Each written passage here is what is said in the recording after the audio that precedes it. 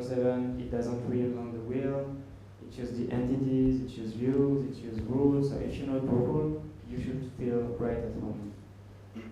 We also like to say that it's minimalistic and flexible. So it tries not to get in your way when you try to customize it. So it has been built for that. So if you want to add new line items, new line item type, new order type, new checkout pages, and now you can basically do everything you want. So the example I'm showing here is Cartier. It is one of the most exciting projects I've been working on. So if you only want to take the parts that you need, and if you want to skip the cart or if you want to skip the checkout, you can just do it. And that's what we did for Cartier. This is a really big e-commerce website, and it's multi-store, multi-countries, multi-currencies, and multi-everything. It's a crazy project, and yeah. So if you want to check it, you can go to www.cartier.com or .us, I don't remember, and you should see how it's going. So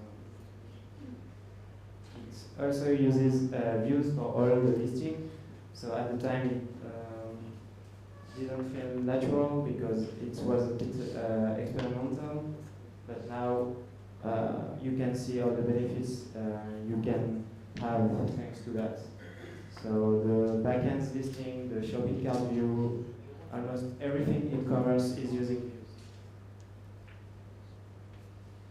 So this allows you to change the columns, the filters, the sort criteria. If you want to change the backend, you can do that.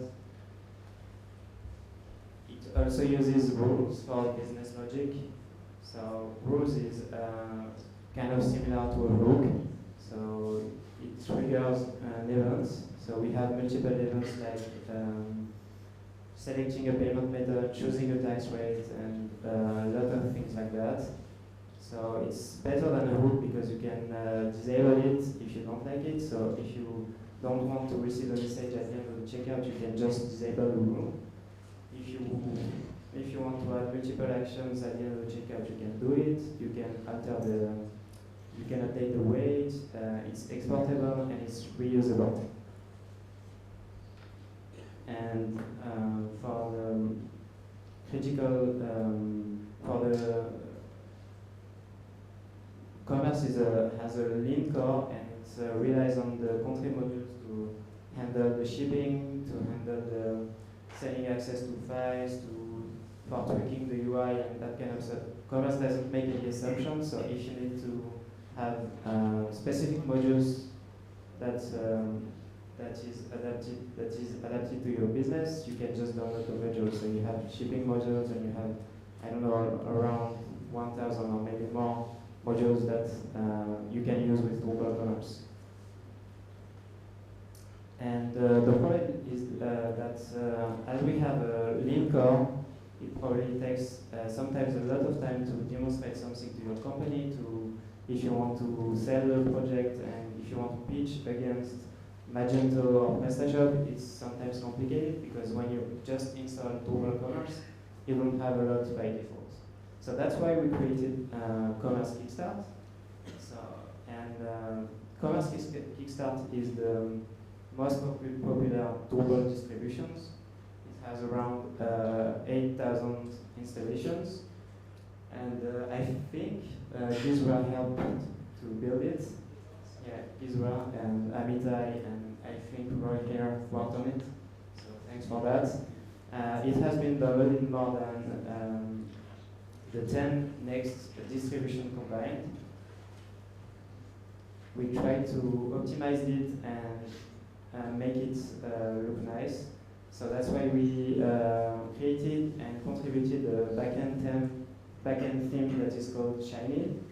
And you can see here that the backend looks really nice and looks nicer than the regular commerce installation. And we contributed almost everything. So the views are contributed and are provided by a module that is called Commerce Backoffice. And I also want to mention that Buoyant servers, which is really known in the community, work on the UI. And it also has a really nice responsive front-end theme, which is called Omega Kickstart, that is based on Omega.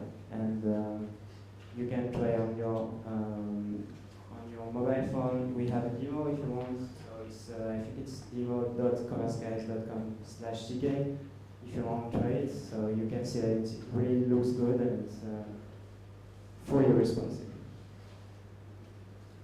And it also have enhanced product marketing handling. So we are displaying, we have image zooms, slideshows, we have faceted product search, which I'm going to talk about next. We have really nice features, and if you want to add more features, of course you have other modules. So as I said, we built a really nice faceted product search, and it uses a module that is called Commerce Search API. So if you don't know how to use Search API, because sometimes it takes a lot of time to configure, you can just install the module and it will do everything magically for you. It will introspect your data structure and it will configure an index for you. And we also have a direct integration to the marketplace, and you have a marketplace tab that you can see here. And we are doing that because if you want to add a payment module or anything, you basically sometimes don't know which one to choose, and that's why we created the marketplace, and I'm going to talk about it next. The marketplace is used to show you how to improve the store. We are presenting add-ons, we are presenting not themes now, but we are also selling trainings if you don't know how to use commerce. We also have something that is called turbo tickets. So if you have a quick question, you can go to our site and just ask it. And I think it's not really expensive, but if you are stuck or something, it should help you. So what we are also trying to do when you install Kickstart, that we are trying to select for you the correct payment method. So if you are in the US, we are maybe trying to install PayPal. If you are in another country, we are going to install a European payment method, for instance. So now I'm going to switch to the main subject. So before I'm going to talk about the subject, I wanted to introduce why we had to work on that. So as I said, on the marketplace, we are presenting to you add-ons and a lot of other stuff. And for that, we needed to build a module that will be able to store your credentials. And for instance, when you have a payment module, you may need an account on the external service, and we are trying to do the direct integration from the marketplace. So the requirements we had is, as I said, we had to manage the subscription to the services. So we had, for instance, Geography or IOTA, and Geography is an analytics module, and what we are doing directly from the marketplace, you can just find it, you just do a checkout, it's free, and at the end of the checkout, we just do everything for you. So we are contacting the external service, and it's creating an account for you, and we are displaying the credentials just at the end of the checkout. We are also sending support tickets, and we also had to handle renewable subscriptions, such as commerce platform, which is our cloud platform, and this implies a lot of stuff like recurring billing, subscription renewal, and this wasn't really doable at the time when I've been asked to do that. At the time, we didn't have a module for that. We had a lot of modules that tries to sell access to something or manage a subscription to something, but the code was in like 10 modules, and we didn't have an API to do that kind of stuff. So the problem we had is that we needed a way to track the user's right to access a resource. So right now, before we have the modules I'm going to talk about, when you buy something, and for instance, this gives you a new role on the website. We didn't have a track. We didn't have anything to store that and track that. So for that, what we figured out is that we need a separate entity type. So you have the line item, and then you have the license. This is a new entity type that we created and that we thought we needed. And the license is tied to the product and to the user. So this way we will be able to know what do you have access. So if you bought a file or something, you can just we will be able to show you that in a view or in a page, or just to display every resource that you have access to. So the module I'm talking about is Commerce License, and it's a framework for access to local or remote resources. So what about the features? A license can be configurable and have fields, and this could be filled in by the user during the checkout. So I was talking about geography, for instance. So if your external service needs your name, your email, or any other information, so the example I'm showing here is the turbo ticket. So when you fill the form here, at the end of the checkout, we are contacting an external service that is called Zendesk, and we are creating the support ticket for you. And this is done automatically in the background. As I said, the license can be synchronizable and remote with an external service, and at the end of the checkout, we are displaying that. This is a summary of, this is just a message that displays what you subscribed to, or in that case, the link to your support ticket. So this is provided by a method on the license class. So I'm going to talk about that more in the next slides. And this is basically used to display the access details of your resource. So I don't know if I'm very clear, but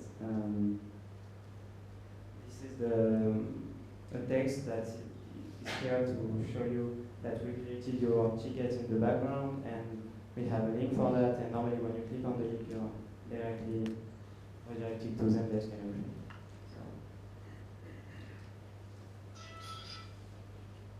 Also, the license can be time limited, and the fields I'm showing here are on the product. So, on the product, you select the license type that is linked to. So, a license can have multiple types. So it could be geography or IOTA or anything that your service or anything that you want to sell. So you can set it to expire, to never expire, or expire in a few months, in a few days, in a few weeks. And if you want to sell files, we contributed a module that is called Commerce File. And the Commerce Files 2.x version is using Commerce License. And we had the Commerce File version 1 that didn't use that module, and that's why I was talking about. Some of the modules were trying to solve the issue we had, that there was no way to track the user's access to something, and this was trying to solve it, but only in a separate module, and we had a lot of line of code that should have been in a country module, and we have that now in Commerce License. So these new versions addresses all the feedback that has been received from the 1.x branch. It allows access files to be solved, and the licensed files can be downloaded or streamed.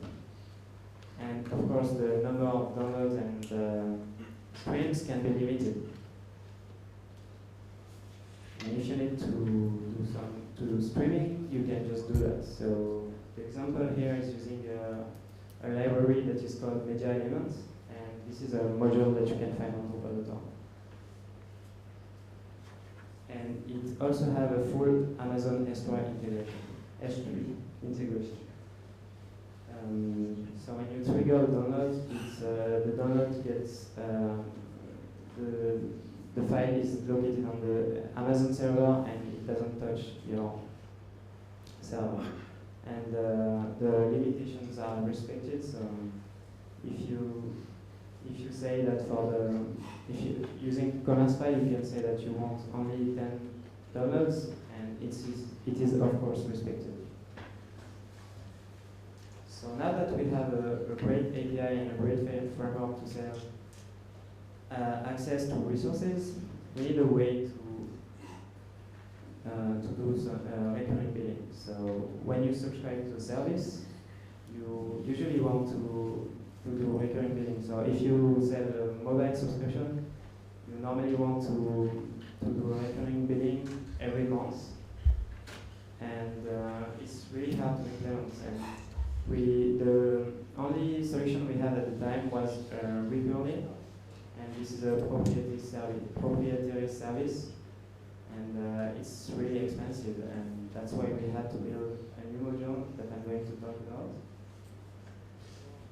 And when you think about recurring, you have to think about a lot of issues. So you have to think about prepayment, you have to think of post-payment, and prepayment is when you subscribe to a service and you pay at the beginning. And post-payment is when you pay at the end of what we call the billing cycle, and the billing cycle would be, for instance, monthly, or weekly, or yearly, I don't know. So it depends on your service. So of course, when you do recurring billing, you have to think about the payments. And if you need to trigger multiple charge every month, for instance, for that you need a module that is called card on file. And the problem with that module is that you need a payment module that is compatible with it. And for now, I think there's only a few of them. So maybe 4 or 5 modules. You have commerceauthorize.net, you have Paymail, and these modules allows you to store the credit card information, not to store every information, but just a token that you can reuse for further transactions. And your module and your payment gateway that has to support authorization. So because sometimes when you have a service and you only do post payments, so you only pay at the end of the billing cycle, you have to be able to, at the beginning, when, for instance, the user subscribes to the service and it's using the checkout, you have to take the credit card information, and you have to be able to trigger authorization, otherwise it will fail. And the problem is that sometimes the card is not valid for the entire life. So for that kind of situation, you have a module that is called Commerce Billing. Billing is an abbreviation for delinquent user notification, and it is the automated process that is kicked off when a charge attempt for a recurring order fails. So this process involves communication with the customer. So when a payment fails, you have to send a message to the user saying, hey, your payment fails, you have to enter your credit card information. You have, there's 2 kinds of failure. There is what we call the soft decline. And a soft decline is when a transaction failed, but this means that when you try again, it should normally work, but maybe not today because you exceeded the limits for today. And we have also something that is called hard decline, and this means that there's no way you can reuse that card because the card is not valid anymore, or I don't know, it's not we don't have the correct information. anything.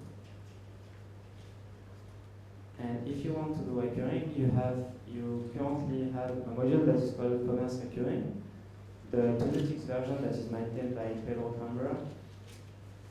And this module is only works with asynchronous billing cycles, and by asynchronous I mean when you subscribe to a service on the 15th of October, for instance, you get billed for this service every 15th of the month. And that is what we call asynchronous billing, and as opposed to synchronous billing. So the synchronous billing is you always bill for every first of month. And synchronous billing is really hard to implement. We'll see why.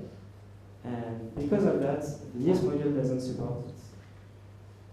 And it also doesn't support prorated payments. So, and that is linked to the synchronous billing, because if you want to be billed at the first of the month, this means that you have to handle a lot of use cases.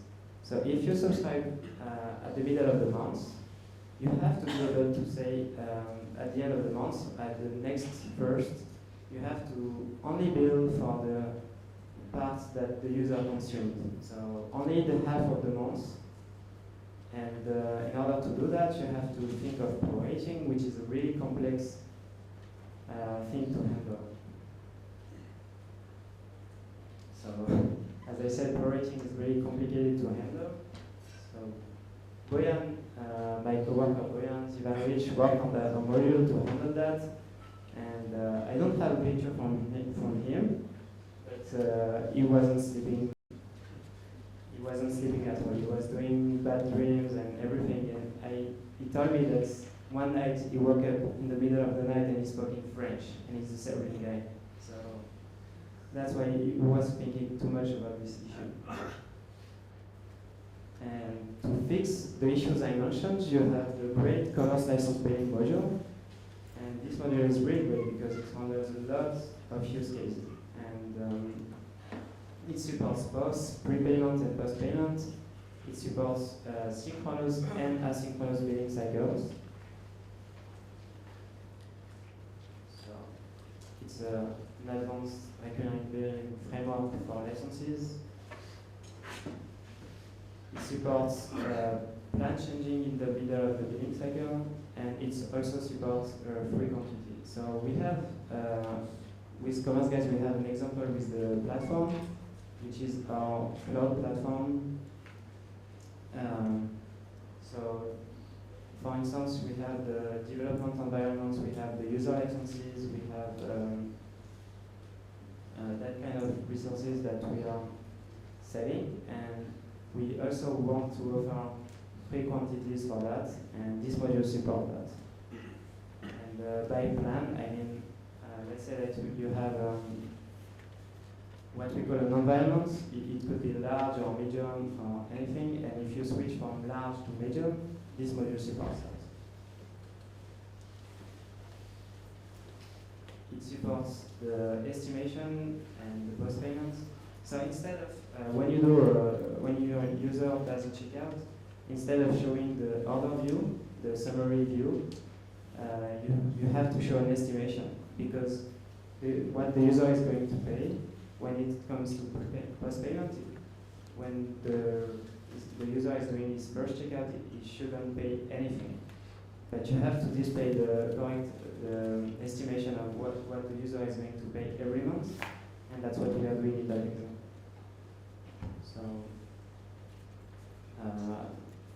now in the screenshot here, the correct amount of the order is 0, but the user is going to pay 173 euros every month, and we're doing that during the checkout. It also handles probably the discounts and the VAT, so you won't have any issues with that.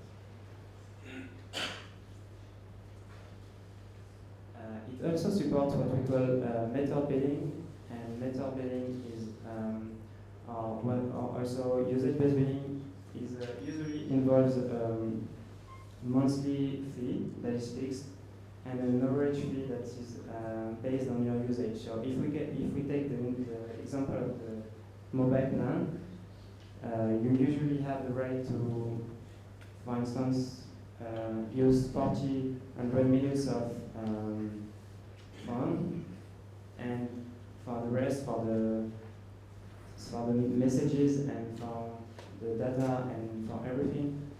It's not true nowadays, but you have to pay for that, and you have the regular fee and what you are going to consume. You have to pay it, and this module support that. So if you have a subscription that is has that kind of resources to sell, this module support. As for the resources, you have the modules I talked about. So you have the link to commerce license billing, commerce carbon files, and everything. Okay. So, do you have any questions?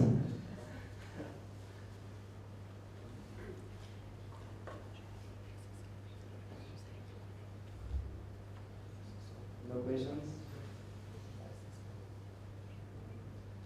Okay, so...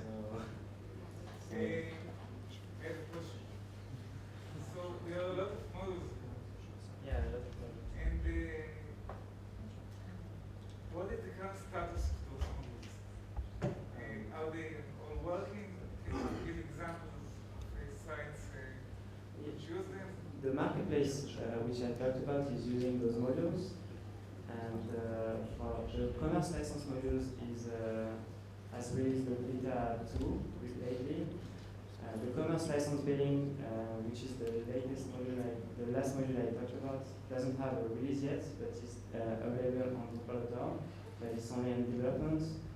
And all the other modules are existing and have stable releases. Regarding the current module, is it integrated with PayPal, and is there any limitations, or you need a special PayPal account, level of account? So it depends what you are going to use. I don't think the PayPal module available on Drupal.org is working with the commerce license billing module I talked about. But you also have recurly module, but you shouldn't probably use it because it's expensive. And the support for that is going to come in, I think, in a few weeks, because we built that recently, and it should work in a few weeks. We are going to work on that. Really, I don't know if everyone is understanding of your English, because it's French English. Maybe you have an email where you ask questions. Yeah, so I have an email, and I also have a Drupal.org username and a Twitter account. And I'm also available here if you have questions. So,